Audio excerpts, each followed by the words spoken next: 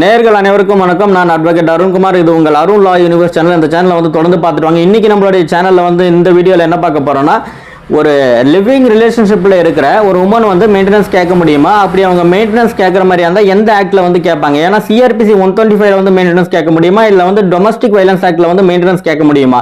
இதை பற்றி தான் இந்த வீடியோவில் வந்து பார்க்க போகிறோம். இதை வந்து கேஸ் லாஸ் ஓரியன்டாக வந்து பார்க்கும்போது தான் நமக்கு வந்து நல்லா வந்து புரிதல் வரும். அதனால நம்ம வந்து ஃபர்ஸ்ட் கேஸ் லாஸ் ஓரியன்டாக வந்து பார்த்துப்போம். கடைசியாக வந்து கன்க்ளூஷனில் எப்படி வந்து மெயின்டெனன்ஸ் கேட்கணுன்றதை நான் வந்து சொல்லிட்டு வரேன். யமுனாபாய் ஆனந்தராவ் யாதவ் வர்சஸ் அனந்தராவ் சிவராம் யாதவ். இந்த கேஸ்ல என்ன சொல்றாங்கன்னா, ஃபர்ஸ்ட் ஒரு மேன் அண்ட் உமன் இருக்காங்க. அந்த மேன் வந்து அந்த உமனை கல்யாணம் பண்றாரு. அது வந்து ஃபர்ஸ்ட் மேரேஜ். அவர் வந்து இப்ப செகண்ட் மேரேஜ் வந்து இன்னொரு உமனை வந்து கல்யாணம் பண்ணும்போது அந்த செகண்ட் ஒய்ஃப் வந்து மெயின்டெனன்ஸ் கேட்கறாங்க. அவங்க வந்து மெயின்டெனன்ஸ் கேட்கறதுக்கு ரைட்ஸ் வந்து கிடையாது அப்படின்னு சொல்றாங்க. ஏன்னா வந்து ஃபர்ஸ்ட் மேரேஜ் தான் வந்து லீகலி வந்து வேலிட் மேரேஜ் அப்படின்னு சொல்றாங்க. அதே மாதிரி அடுத்த கேஸ்ல வந்து Dinohamy Vs Balahamy. இந்த கேஸ்ல வந்து ஒரு மேன் அண்ட் உமன் வந்து லாங் டேர்ம் வந்து லிவிங் ரிலேஷன்ஷிப்ல இருக்கிறாங்க. அதில் வந்து பார்த்தீங்கன்னா அந்த உமன் வந்து நாங்கள் வந்து லாங் டேர்ம் வந்து லிவிங் ரிலேஷன்ஷிப் இருக்கிறதுனால இதை வந்து ப்ரிசியூம் பண்ணிக்கணும், அதாவது லிவிங் ரிலேஷன்ஷிப்பில் தான் இருக்கிறோம் அப்படின்னு சொல்லிட்டு அதை வந்து கோர்ட் வந்து அக்செப்ட் பண்ணுறாங்க. அக்செப்ட் பண்ணிட்டு பட் ஒன் வேர்டு வந்து சொல்கிறாங்க, ஒன்லைன் வந்து என்னன்னா, unless the contrary can be proved. அப்படி அந்த கான்ட்ரரி ஏதாவது வந்து அந்த லிவிங் ரிலேஷன்ஷிப்பில் இல்லைன்னு சொல்லிட்டு கான்ட்ரரி ஏதாவது ப்ரூவ் பண்ணாங்கன்னா அப்போ வந்து அந்த உமன் வந்து மெயின்டெனன்ஸ் கேட்க முடியாது. அடுத்து பார்த்தீங்கன்னா இந்திரா சர்மா வர்சஸ் VKV சர்மா. இந்த கேஸில் என்ன சொல்கிறாங்கன்னா, ஒரு லிவிங் டுகெதரில் இருக்கிற லிவிங் ரிலேஷன்ஷிப்னா வந்து என்னன்னு சொல்கிறாங்க. அதாவது ஒரு உமன் வந்து பார்த்தீங்கன்னா, இந்த கேஸை பொறுத்த வரைக்கும் ஒரு மேன் அண்ட் உமன் இருக்காங்க. அவங்க வந்து லிவிங் ரிலேஷன்ஷிப்லாம் இருக்கிறாங்க. பட் ஆனால் அந்த மேன் வந்து ஏற்கனவே வந்து ஒரு மேரேஜ் ஆனவர். அப்படி மேரேஜ் ஆனவர் வந்து செகண்ட் டைம் ஒரு உமன் கூட வந்து லிவிங் ரிலேஷன்ஷிப்பில் இருக்கிறது வந்து பார்த்தீங்கன்னா, ஏன்னா அது வந்து பார்த்தீங்கன்னா அந்த டைமில் அவங்க வந்து மெயின்டெனன்ஸ் கேட்க முடியாதுன்னு சொல்கிறாங்க. அடுத்து பார்த்தீங்கன்னா சுந்தர்லால் சைனி வர்சஸ் மீனா சைனி. இந்த கேஸில் வந்து என்ன சொல்கிறாங்கன்னா, ஒரு ஒய்ஃப் என்ற வார்த்தைக்கு என்ன வந்து ஒரு டெஃபினேஷன்ஸ் கொடுக்கலாம், அதுக்கு வந்து என்ன மாதிரியான கோர்ட் வந்து இன்டர்பிரிட்டேஷன் பண்ணுறாங்க அப்படின்னு சொல்லிட்டு தான் இந்த கேஸில் வந்து பார்க்க போகிறோம். இப்போ ஒய்ஃப் என்றவங்க யாருன்னா, அந்த மேன் வந்து டிவோர்ஸ் பண்ணதாக இருக்கணும், இல்லை வந்து அந்த மேனை வந்து அந்த ஒய்ஃப் வந்து அந்த ஹஸ்பண்டை வந்து அவங்க வந்து டிவோர்ஸ் பண்ணவங்களா இருக்கணும். அவங்க வந்து நாட் மேரிடாக இருக்கணும், அதாவது டிவோர்ஸ் பண்ண அப்புறம் அன்மேரிடாகவே இருக்கணும். ஓகேங்களா? அவங்க தான் வந்து பார்த்தீங்கன்னா ஒய்ஃப்னு வந்து சொல்கிறாங்க. இப்போ வந்து அவங்க வேற ஒருத்தரை கல்யாணம் பண்ண அப்புறம் இவர்கிட்ட வந்து மெயின்டெனன்ஸ் கேட்க முடியாதுன்றது இந்த கேஸில் வந்து இன்டர்பிரிட்டேஷன் பண்ணுறாங்க ஒய்ஃப் என்ற வார்த்தைக்கு. அடுத்தது பார்த்தீங்கன்னா வேலுசாமி வர்சஸ் பச்சையம்மாள். இந்த கேஸை பொறுத்த வரைக்கும் யாரெல்லாம் வந்து மெயின்டெனன்ஸ் எந்தெந்த உமன் என்ற வேர்டுக்கு வந்து இன்டர்பிரிட்டேஷன் பண்ணுறாங்க, அந்த உமன் யாரெல்லாம் வந்து இருந்தால் இவங்களாம் வந்து இந்த கண்டிஷன்ஸ் ஃபுல்ஃபில் பண்ணியிருந்தால் இவங்க வந்து மெயின்டெனன்ஸ் கேட்க முடியும்னு சொல்கிறாங்க. ஃபர்ஸ்ட் இந்த 4 கண்டிஷன்ஸ் வந்து இந்த கேஸில் சொல்கிறாங்க. அதாவது வேலுசாமி வர்சஸ் பச்சையம்மாள் இந்த கேஸில் பார்த்தீங்கன்னா, ஃபர்ஸ்ட் அந்த லிவிங் டுகெதரில் இருக்கிற ரிலேஷன்ஷிப்பில் இருக்கிற அந்த கப்புள்ஸ் பார்த்தீங்கன்னா, அவங்க வந்து சொசைட்டி முன்னாடி இவங்க வந்து லாங் டேர்ம் பீரியடோ இல்லை வந்து மேரேஜ் பண்ணிக்க போகிறோம் என்ற கான்செப்டில் வந்து அந்த சொசைட்டி முன்னாடி வாழ்ந்துருக்கணும், லிவிங் டுகெதராக இருந்திருக்கணுன்றது சொல்கிறாங்க. அதேமாரி லீகல் ஏஜ் வந்து இருக்கணும். இப்போ வந்து மைனர்ஸாக இருக்கக்கூடாது, அதேமாதிரி லீகல் ஏஜாக இருக்கணும்.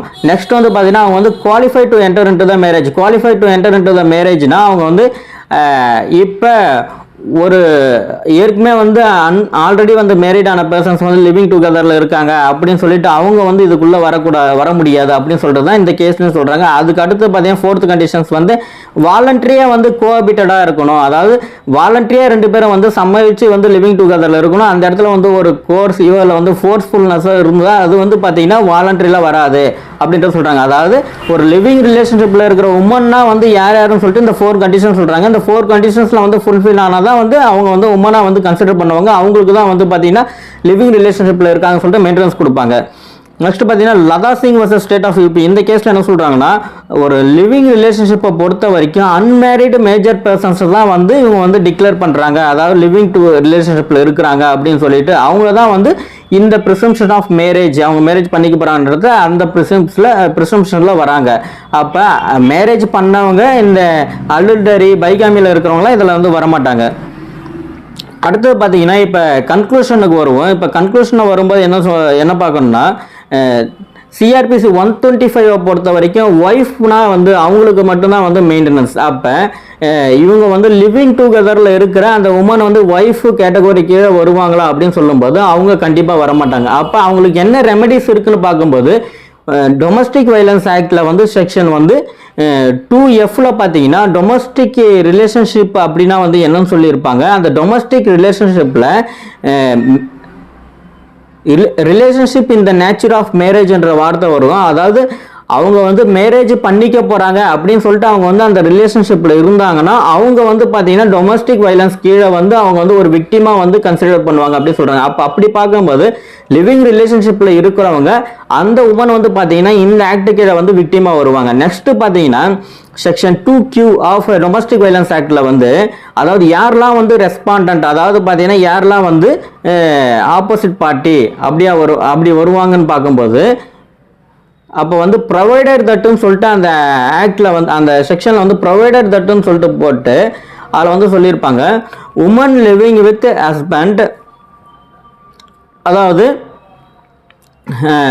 லிவிங் டுகெதரில் இருக்கிற பர்சன்ஸ் கூட ஒரு உமன் இருந்தாங்கன்னா அந்த பர்சன்ஸும் வந்து அதாவது அந்த மேனும் வந்து இதை வந்து ரெஸ்பாண்டண்டாக வருவாங்க. அப்படி பார்க்கும்போது CrPCக்கு வந்து டொமஸ்டிக் வைலன்ஸ் ஆக்டுக்கும் வர டிஃப்ரென்ஸ் என்னன்னா அதில் பார்த்தீங்கன்னா ஒய்ஃப் வந்து மெயின்டெனன்ஸ் கேட்கலாம். இதில் பார்த்தீங்கன்னா லிவிங் டுகெதரில் இருக்கிற அந்த உமன் வந்து பார்த்தீங்கன்னா மெயின்டெனன்ஸ் கேட்கலாம். இதனால தான் வந்து 2 ஆக்டுக்கும் உண்டான அந்த டிஃப்ரென்ஸை நம்ம சொல்லிட்டு வந்தோம். கேஸ் லாஸ் ஓரியண்டாகவும் பார்த்துட்டு வந்தோம். CrPCயில் வந்து 125 செக்ஷனில் வந்து ஒய்ஃப் என்ற வார்த்தைக்கு வந்து இன்டர்பிரிட்டேஷன் பண்ணி அவங்க வந்து ஒரு மீனிங் கொடுத்தாங்க. இந்த லேண்ட்மார்க் கேஸ் லாஸில் நம்ம இப்போ பார்த்துட்டு வந்தோம்ல. அதேமாரி டொமஸ்டிக் வைலன்ஸ் ஆக்டில் பார்த்தீங்கன்னா யாரெல்லாம் வந்து உமன் கீழே வருவாங்க அந்த உமன் வந்து பார்த்தீங்கன்னா லிவிங் ரிலேஷன்ஷிப்பில் இருக்கிற உமனாக வந்து எப்படி வருவாங்க அதுக்கு உண்டான கண்டிஷன்ஸ்லாம் இந்த கேஸ்லால பார்த்தோம். அதே மாதிரி பார்த்தீங்கன்னா ரெஸ்பாண்டண்டாக வந்து யார் வருவாங்கன்னு பார்க்கும்போது இப்போ டொமஸ்டிக் ரிலேஷன்ஷிப்பில் வந்து அவங்க இருக்கிறாங்க அப்படின்னு சொல்லிட்டு அந்த டொமஸ்டிக் வைலன்ஸ் ஆக்டில் இந்த உமன் அண்ட் மேன்லாம் வருவாங்க அப்படின்னு சொல்லிட்டு பார்த்தோம். இப்போ நம்ம ஒரு உமன் வந்து லிவிங் ரிலேஷன்ஷிப்பில் இருந்தாங்கன்னா அவங்க வந்து டொமஸ்டிக் வைலன்ஸ் ஆக்ட் கீழே வந்து அவங்க வந்து மெயின்டெனன்ஸ் கேட்கலாம் தாராளமாக. இவங்களுக்கு இதில் தான் வந்து ரெமெடிஸ் இருக்குது. அதேமாரி அதில் வந்து ஏதாவது ஒரு பேர்ன் சைல்டு ஆனாங்கன்னா அவங்க வந்து பார்த்தீங்கன்னா ஒரு லெஜிட்டிமேட் சைல்டாகவே வந்து கன்சிடர் பண்ணுவாங்க. இப்போ வந்து இந்த பதிவில் நமக்கு எல்லாருக்குமே புரிஞ்சிருக்கும் ஒரு டொமஸ்டிக் ரிலேஷன்ஷிப்னா என்ன, லிவிங் ரிலேஷன்ஷிப்பில் இருக்கிற உமன் தான் வந்து யார், அதேமாதிரி ஒய்ஃப்னா என்ன, அதேமாதிரி CrPC 125ல வந்து மெயின்டெனன்ஸ் கேட்க முடியுமா இல்லை வந்து protection of women from domestic violence act கீழே மெயின்டெனன்ஸ் கேட்க முடியுமான்றதை இப்போ வந்து இந்த பதிவில் வந்து நமக்கு வந்து கம்ப்ளீட்டாக வந்து தெரிஞ்சிருக்கும். இந்த வீடியோவில் ஏதாவது வந்து சந்தேகமாக இருந்தால் நீங்கள் வந்து கமெண்ட்ஸில் வந்து சொல்லுங்கள். தொடர்ந்து வந்து நம்மளுடைய சேனலை பார்த்துட்டு வாங்க. இந்த சேனலுக்கு வந்து சப்போர்ட் கொடுங்க. அருண் லா யூனிவர்ஸ் சேனலுக்கு வந்து உங்களுடைய ஃபுல் சப்போர்ட் வந்து கொடுங்க. வந்து நன்றி, வணக்கம்.